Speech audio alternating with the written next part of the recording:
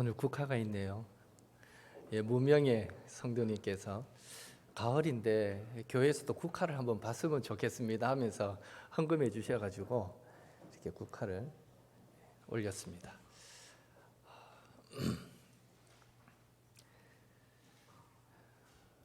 여러분은 무엇이 위대한 리더를 만든다고 생각하십니까? 높은 지능, 인류의 교육, 카리스마 있는 성격, 비전을 제시하는 능력, 업적 등 많은 것을 열거하실 수 있을 것입니다. 그런데 이러한 자질들은 훌륭한 리더를 만들 수는 있어도 위대한 리더십을 보장하지는 않습니다. 한 예로 어느 나라를 막론하고 대부분의 정치인들은 그 나라에서 가장 좋은 대학을 나오고 가장 똑똑한 사람들임에도 불구하고 국민들은 그들을 보면서 위대한 리더다라는 생각을 가지지 못할 때가 많은 것입니다. 그래서 미국 심리학자 다니엘 골먼은 그의 저서 감성지능이라는 책에서 높은 지능 지수나 탁월한 성적이 위대한 리더를 만드는 것이 아니라 감성지능이 높은 사람이 위대한 리더가 되고, 그 감성지능은 자기 감정 인식, 자기 감정 조절, 자기 동기부여, 공감 능력, 대인 기술 등 이 5가지 능력의 총합이다라고 말했던 것을 보게 됩니다. 골먼이 말했던 이 5가지 능력의 총합인 이 감성지능이 어쩌면 성경이 말하는 지혜와 가까운 개념이다라고 말할 수 있습니다. 왜냐하면 지혜는 지식과 별개로 옳고 그름을 분별하는 능력으로서 사람들이 어찌할 바를 몰라 할 때에 무엇을 해야 하는지를 아는 능력이기 때문입니다. 바로 이런 지혜를 소유한 리더만이 훌륭한 리더를 넘어 위대한 리더가 될 수 있는 것이죠. 성경 인물 중에 솔로몬 왕이 이 지혜를 소유했던 위대한 리더였음을 우리는 알 수 있습니다. 오늘은 솔로몬이 어떻게 그런 지혜로운 왕이 될 수 있었는지 살펴보면서 함께 잠시 은혜 받기를 원합니다. 솔로몬의 지혜를 보여주는 대표적인 사건이 있다면 살아있는 아기의 진짜 어머니를 찾아주는 사건일 것입니다. 어느 날 두 여인이 솔로몬 왕을 찾아옵니다. 한 여인이 말하죠. 제가 저 여인과 3일 차로 아들을 낳았는데 어느 날 저 여인이 자다가 그만 몸부림치다가 자기 아이 위에 누워서 자신의 아기를 죽이고 말았습니다. 그런데 살며시 와서 내 살아있는 아기와 바꿔치기 해버렸습니다. 다음 날 일어나서 아기에게 젖을 주려고 하니까 아기가 죽어 있는데 가만히 보니까 이 아기가 제 아기가 아니었습니다. 바로 저 살아있는 아기가 저의 아기입니다. 그러자 다른 여인이 말하죠. 아닙니다. 무슨 소리 합니까? 이 살아있는 아기는 저의 아기입니다. 저 죽은 아기가 바로 저 여인의 아기입니다 하고 서로 팽팽하게 입장을 대립시킵니다. 지금 같으면 유전자 검사하면 싸울 것도 없어요. 대번에 누구 자식인지 드러나겠지만 BC 950년경, 지금으로부터 약 3000년 전이기 때문에 의학적 기술이 없지 않겠습니까? 정말 난감한 상황이었다라고 말할 수 있죠. 그래서 솔로몬은 신하에게 칼을 가져오라 한 후에 그 아기를 반으로 나누어서 한 여인들에게 반반씩 나눠주라라고 명령하죠. 그러자 산 아기의 어머니 되는 여인이 그 마음이 막 불붙는 것 같아서 산 아기를 저 여인에게 주시고 아무쪼록 아기를 죽이지 마소서라고 말하게 되고요. 다른 한 여인은 좋습니다. 반으로 나눠 주십시오. 내 아이도 되지 말게 하고 저 여인의 아이도 되지 말게 해 주십시오라고 요구하게 됩니다. 이때 솔로몬은 결정을 내리죠. 이 아기를 살리고자 했던 저 여인이 이 아기의 진짜 어머니이니라. 솔로몬은 어찌할 수 없는 난감한 이 문제를 모성애를 이용해서 잘 명확하게 판결해 냈던 것입니다. 즉 하나님의 지혜는 솔로몬에게 지혜롭고 선한 통치가 가능하도록 역사했던 것입니다. 하나님의 지혜가 그렇습니다. 여러분, 이 재판으로 인해서 솔로몬 왕은 동서고금을 막론하고 지혜의 대명사가 되었습니다. 28절은 이 사건을 마무리하면서 우리에게 이렇게 말씀하고 있습니다. 28절 한 번 더 같이 읽습니다. 온 이스라엘이 왕이 심리하여 판결함을 듣고 왕을 두려워하였으니 이는 하나님의 지혜가 그의 속에 있어 판결함을 봄이더라. 아멘. 열왕기상 4장 29절에서 30절 말씀도 같이 읽겠습니다. 하나님이 솔로몬에게 지혜와 총명을 심히 많이 주시고 또 넓은 마음을 주시되 바닷가에 모래같이 하시니 솔로몬의 지혜가 동쪽 모든 사람의 지혜와 애굽의 모든 지혜보다 뛰어난지라. 또 왕상 4장 32절 33절도 같이 읽습니다. 그가 잠언 3000가지를 말하였고 그의 노래는 1005편이며 그가 또 초목에 대하여 말하되 레바논의 백향목으로부터 담에 나는 우슬초까지 하고 그가 또 짐승과 새와 기어 다니는 것과 물고기에 대하여 말한지라. 이렇듯 솔로몬에게 있었던 지혜는 하나님의 지혜였습니다. 하나님은 솔로몬에게 지혜를 심히 많이 주셔서 주변 모든 사람과 모든 나라의 지혜보다 더 뛰어나게 하심으로 선한 통치가 가능하도록 역사하셨습니다. 그리고 솔로몬의 지혜가 거의 백과사전적인 그런 지식이었음을 전제할 때 하나님의 지혜는 항상 선한 열매를 맺게 한다라는 사실도 우리는 알 수 있는 것입니다. 그렇다면 솔로몬이 하나님께 이런 지혜를 얻을 수 있었던 비결이 무엇이냐라는 것이죠. 공부하는 학생들이라면 필히 주의해서 들어야 됩니다. 솔로몬이 하나님께 이런 지혜를 얻었던 비결이 무엇이냐? 그 비결은 바로 솔로몬이 하나님께 지혜를 구했기 때문입니다. 에이, 뭐 특별할 것도 없네 라고 생각하실 분이 계실지 모르겠지만 사실 지혜뿐 아니라 그것이 무엇이든지 간에 하나님께 얻지 못하는 것은 야고보서 4장 2절 말씀을 전제할 때에 하나님께 구하지 않기 때문입니다. 그 사실을 기억할 때 별것 아닌 것 같아도 하나님께 구하는 것만큼 중요한 것은 없다는 것입니다. 솔로몬도 마찬가지입니다. 솔로몬의 지혜는 살다가 어느 한 시점에 자연스럽게 생겨나거나 터득했던 것이 아닙니다. 솔로몬이 기브온 산당에서 1000번제를 드리자 하나님께서 꿈에 나타나셔서 내가 너에게 무엇을 줄까 말씀하실 때에 구하여서 얻은 것이 지혜였습니다. 9절 말씀 같이 읽겠습니다. 누가 주의 이 많은 백성을 재판할 수 있사오리까? 듣는 마음을 종에게 주사 주의 백성을 재판하여 선악을 분별하게 하옵소서.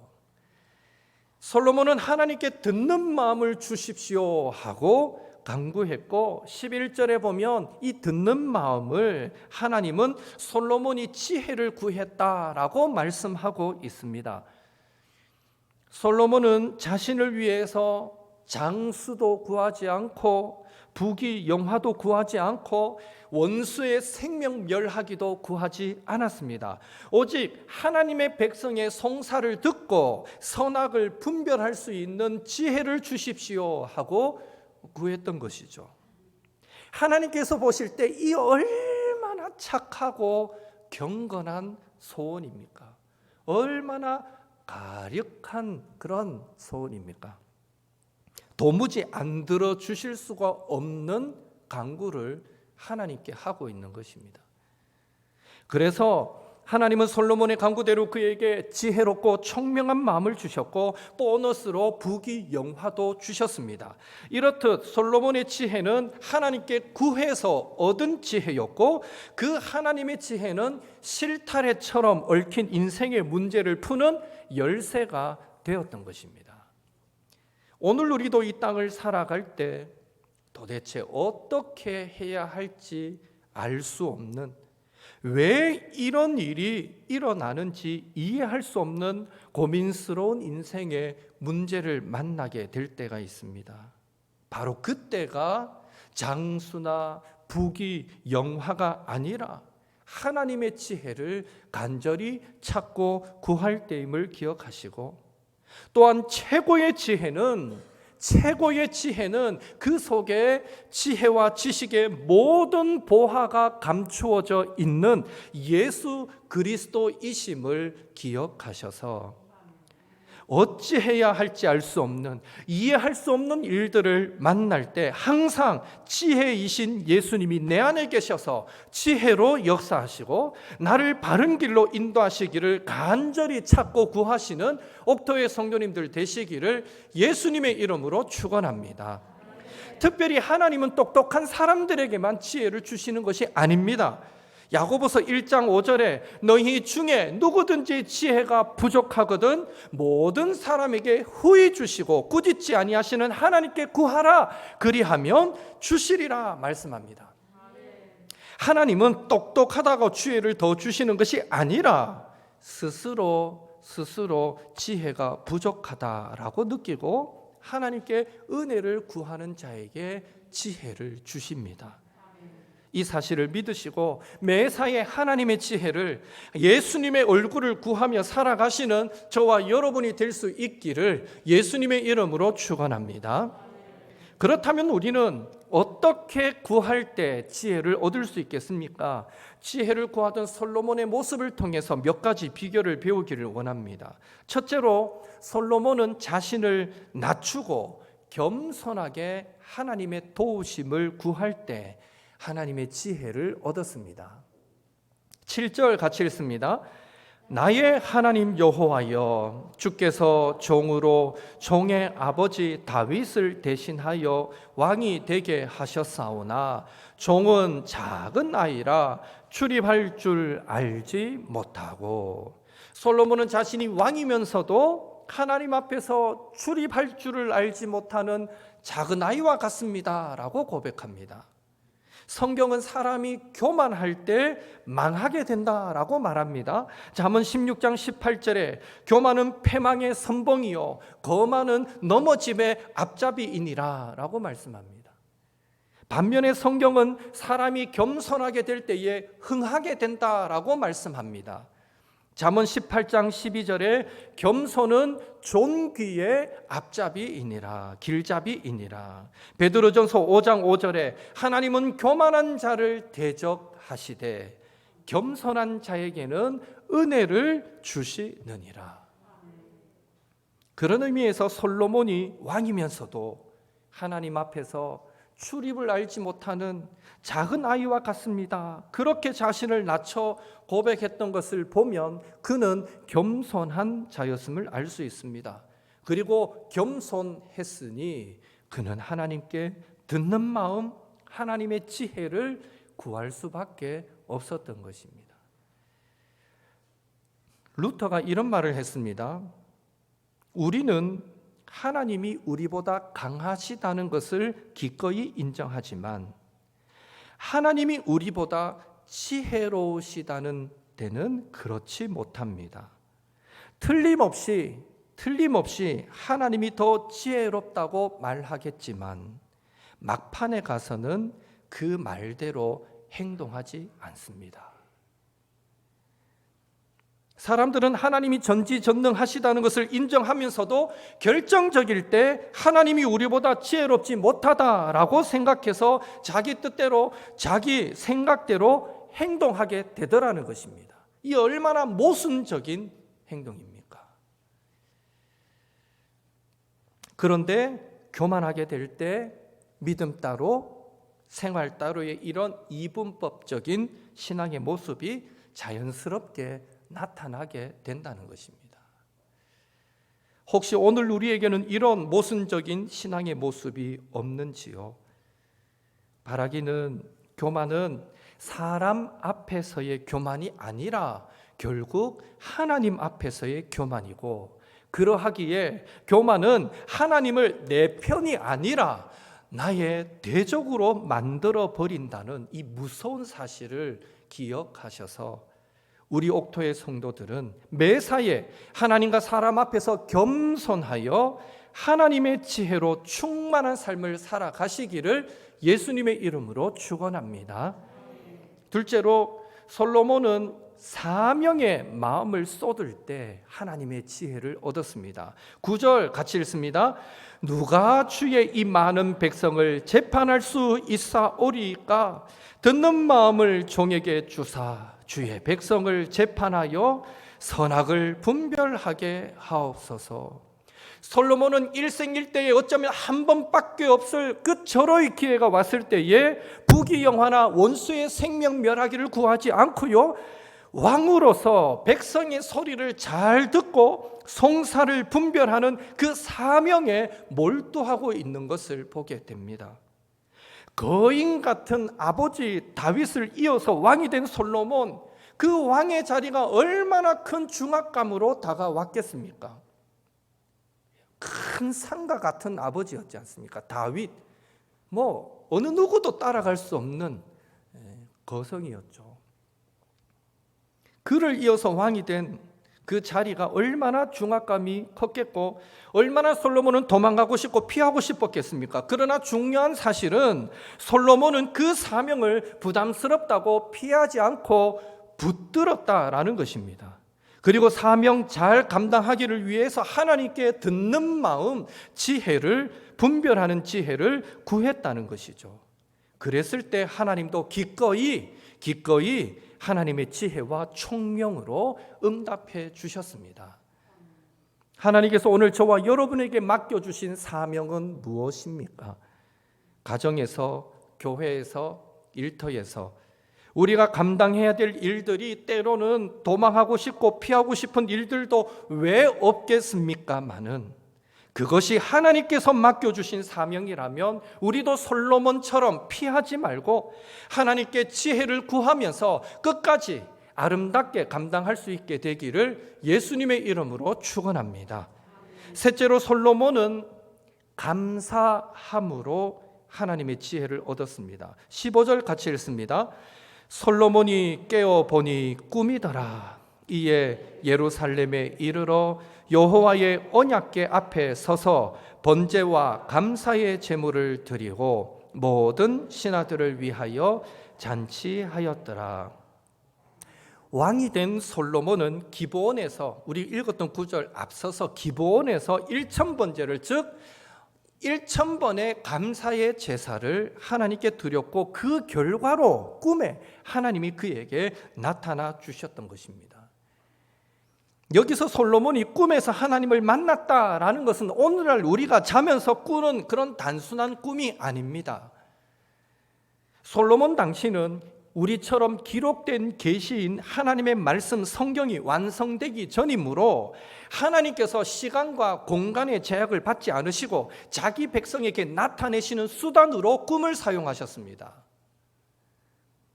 그러니까 꿈에 하나님께서 솔로몬에게 나타나셔서, 야, 네가 다른 것 안 구하고 지혜를 구했으니 내가 너에게 지혜를 주고 총명을 주겠다.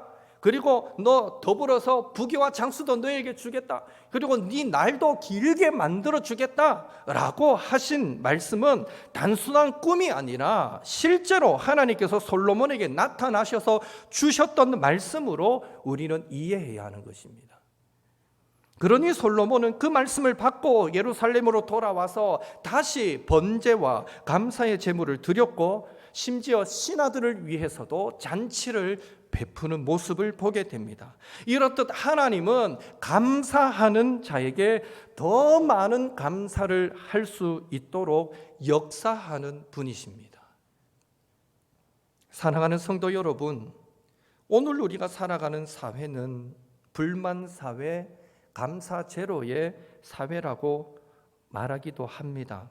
그렇다고 해서 성도인 예수님의 제자인 우리가 그렇게 사는 것이 정당화될 수는 없다라는 것을 기억하시고 불평하기보다는 감사하는 마음으로 하나님을 바라봄으로 우리 인생에 얽힌 실타래를 풀 수 있는 지혜를 날마다 하나님으로부터 풍성히 공급받으시는 저와 여러분이 되시기를 예수님의 이름으로 축원합니다. 마지막으로 한 가지 더 간단하게 짚어볼 것은 하나님의 지혜는 우리의 소유가 아니라 겸손하게 자신의 사명을 붙잡고 하나님을 의지하는 자에게 은혜로 주시는 하나님의 선물이었습니다. 이 말인즉슨 사명을 잃어버리게 될 때, 사명에서 멀어지게 될 때 하나님의 선물인 지혜도 우리에게서 사라지게 된다라는 사실을 우리는 기억해야 됩니다. 솔로몬의 말년이 그것을 증명해 주고 있습니다. 그토록 지혜로워서 잠언 3000개를 말하고 노래를 1005편이나 지었고 그리고 모든 식물과 새와 물고기들의 식물, 도감을 백과사전을 쓸 만큼 지혜로웠던 솔로몬은 그 인생 마지막에 그 모든 지혜를 잃어버리고 말았습니다. 왜 그렇습니까? 하나님에게서 그 마음이 떠나버렸기 때문입니다.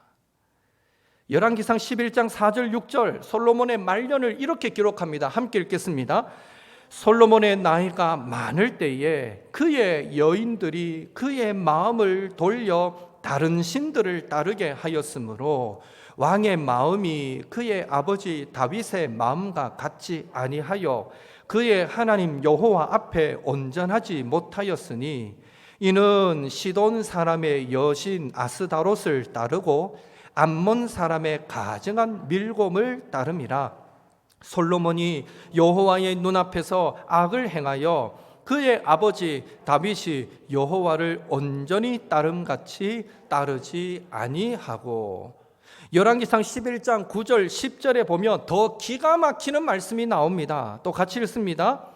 솔로몬이 마음을 돌려 이스라엘의 하나님 여호와를 떠나므로 여호와께서 그에게 진노하시니라. 여호와께서 일찍이 2번이나 그에게 나타나시고 이 일에 대하여 명령하사 다른 신을 따르지 말라 하셨으나 그가 여호와의 명령을 지키지 않았으므로.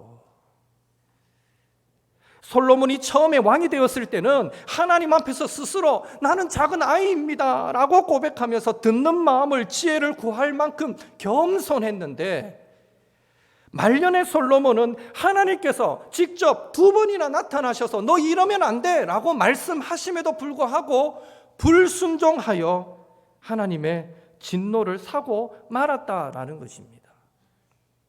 하나님의 지혜가 떠나버리면 이렇게 되어버립니다. 사랑하는 성도 여러분, 우리도 하나님에게서 마음이 떠나고 세상의 마음이 팔리고 사명에서 멀어지고 겸손함을 잃어버리게 될 때 하나님의 지혜를 얻을 수도 없을 뿐더러 있던 지혜조차 사라져 자신은 지혜롭게 행한다라는 것이 그만 어리석음을 범하는 결과를 낳게 되고 그렇게 하나님의 진노를 사게 된다라는 사실을 잊지 않았으면 좋겠습니다. 그런 의미에서 오늘 성찬식을 하게 될 때에 십자가에서 몸버려 피 흘려 우리를 구원하신 예수님을 기념하는 이 성찬식을 통해서 주님을 향한 우리의 사랑의 마음을 새롭게 하시고 또 하나님으로부터 받은 우리의 사명을 새롭게 하심으로 지혜이신 예수님과 더 가까이에서 동행하시는 저와 여러분이 될 수 있기를 예수님의 이름으로 축원합니다.